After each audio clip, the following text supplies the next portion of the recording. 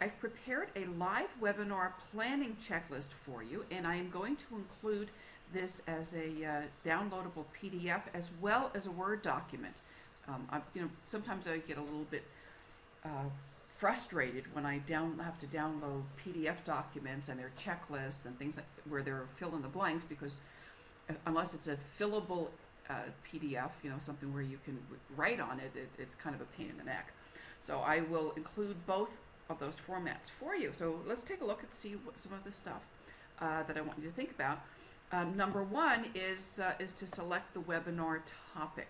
And again, pick the topic that you're going to be discussing in your webinar, and then write a headline. Make the headline snappy, hooky, something that is engaging, something that is benefits driven, and something that is really, really going to make somebody want to attend your webinar. Try to keep the webinar less than 140 characters. That is about the same length as a Twitter post, the maximum Twitter post, and that is a pretty good rule of thumb for writing a headline that you can work with. Write a description about the headline. About the webinar. Write a description here, the date that you're going to have the webinar, the time of day that the webinar will take place.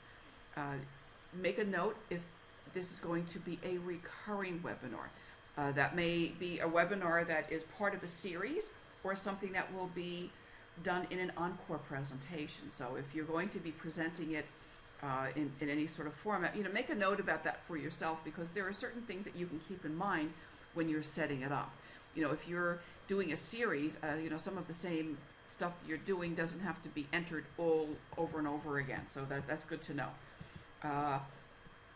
Who is the organizer of the event? The organizer is the person with the top level of administrative control, and the organizer of the event is the person who has the authority to assign other permissions as well. For instance, there are presenters. In many cases, the organizer of the event will be the presenter or the main presenter of the event, but not always. So if the organizer is not going to be the presenter, then the organizer needs to assign whatever permissions are necessary for the presenter or the presenters to be able to share the control of the webinar, to be able to show their screens, to be able to show whatever applications they have, whether they're showing presentations or working online or managing chat or whatever. So you put their names here, whatever notes you want. You may also have panelists. Panelists typically are not presenters, and I'll tell you how panelists work, and how I like to work with panelists is that sometimes I will have a number of people attending a webinar who would like to have some input, who may have some special questions. And there are times when I've had very, very large webinars with hundreds and hundreds of people, but there are just a few people that I will single out for the ability to ask me a question by phone, or to be able to enter into a conversation in the webinar with their microphone. And those I call panelists. Those are typically people that I will select from my No Blogger Left Behind group. And of course, people who have been through No Blogger Left Behind, who are attending a blogging webinar, are people who I think are special, and those are people that I'm happy to accommodate, and to be able to go deeper with them in their journey in the blogs. Next step is to set up a registration page, and then set up a registration and a lead bridge. And what the lead bridge is the lead bridge is a piece of software or a tool. In WordPress, there's a plugin that lets you connect the registration with your autoresponder and your list building vehicle.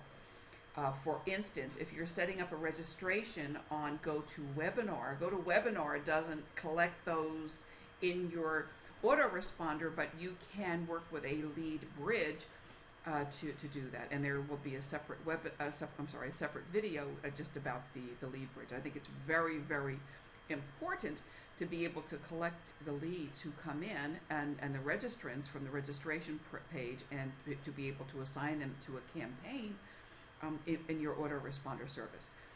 You also want to very, very possibly create a registration survey, perhaps get some thoughts from your folks before the webinar, something that is relevant to the topic. Perhaps ask them what questions they would like to have answered. What are their most burning questions about that topic? What is it they would like to hear about? And that's very good information to have when you're setting up a webinar, because you know what people really want to know, and you can better meet those needs with a survey beforehand. You want to definitely set up some webinar alerts, email alerts. When people sign up for the webinar, you want them to get an email that says, welcome to the webinar, it will be on such and such a date and time. You want them to get another alert probably a week before, the day before, and an hour before. So there are a number of alerts. We have another video about that, but I'm putting that on this checklist. If you have the ability to collect SMS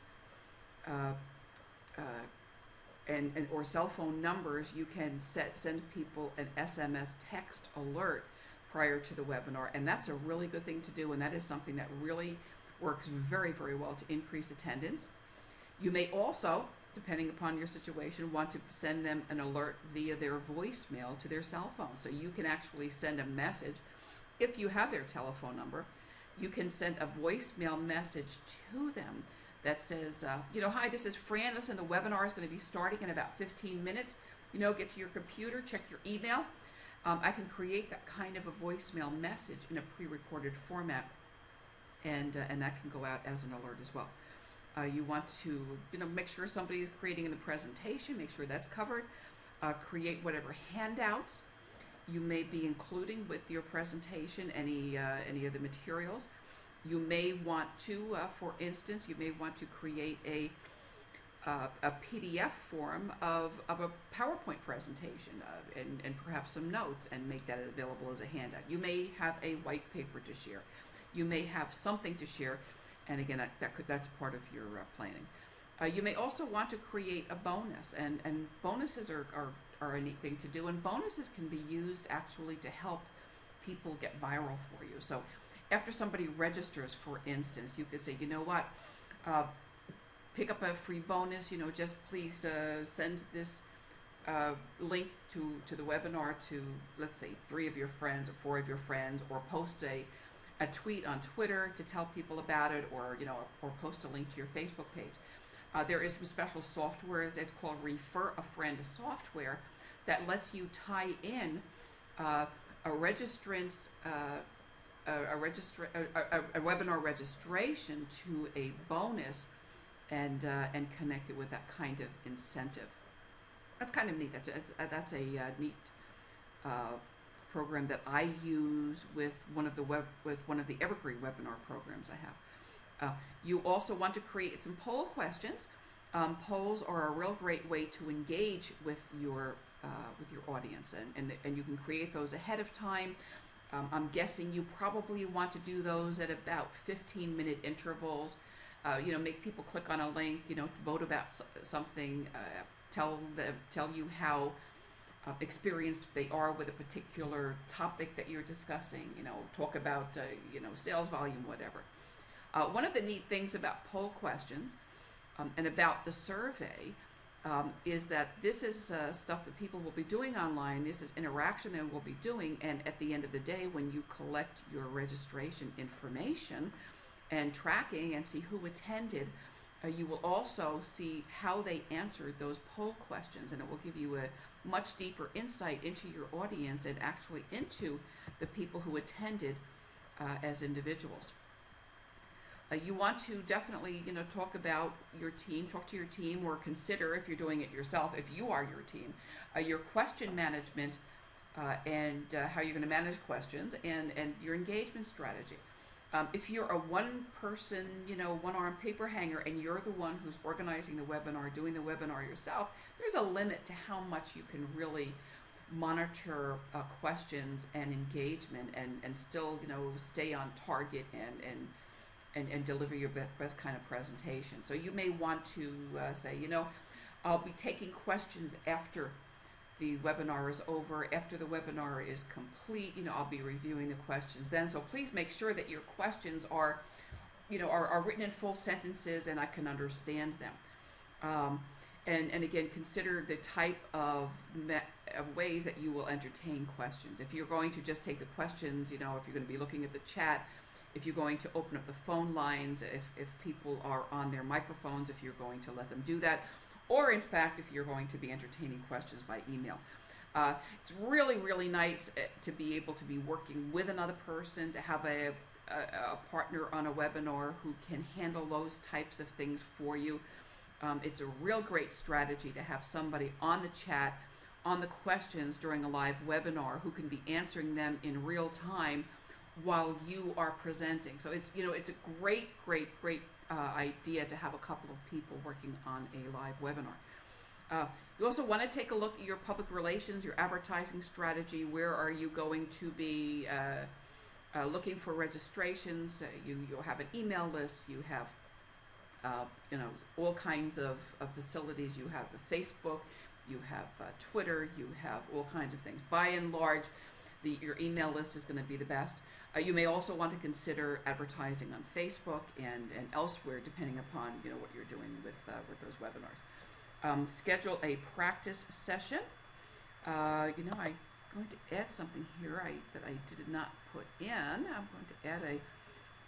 I'm going to insert a row down here and also talk about recording plan.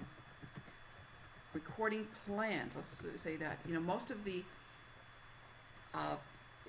platforms have a way to record those webinars. Some of those platforms like WebEx and some others will actually host the webinar and the recording on their servers for you.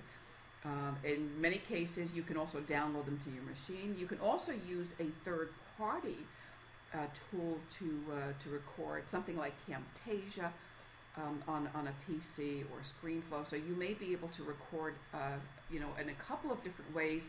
And I think that having a plan A and a plan B is always a very, very good idea, because webinar technology and webinar recording technology is not perfect. It's definitely not a perfect situation. So having a plan B is great. I think I said this, I'm not sure if I said this, but yeah, it's a really good idea to schedule a practice session. If you haven't done a webinar yet, then schedule several practice sessions and take it, from start to finish all the way through, and go through all of these operations and make sure you've got them all done.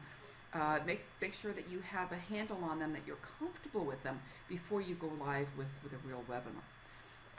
What kind of tools are you going to use to evaluate your performance? Are you going to ask people to do a follow-up survey? Are you going to make some telephone calls? Are you going to have a debrief with some people afterwards? I think it's a really good idea to have someone you like and trust very, very much to listen. That might be somebody who's a part of your audience, and say, how did I do? Give me your honest feedback. Tell me what I did well and tell me what I didn't do well. And that's always a very, very good thing to do. Again, you want to track. You want to see how many people registered and how many actually showed up. Among the people who showed up, how long did they stay and how engaged were they?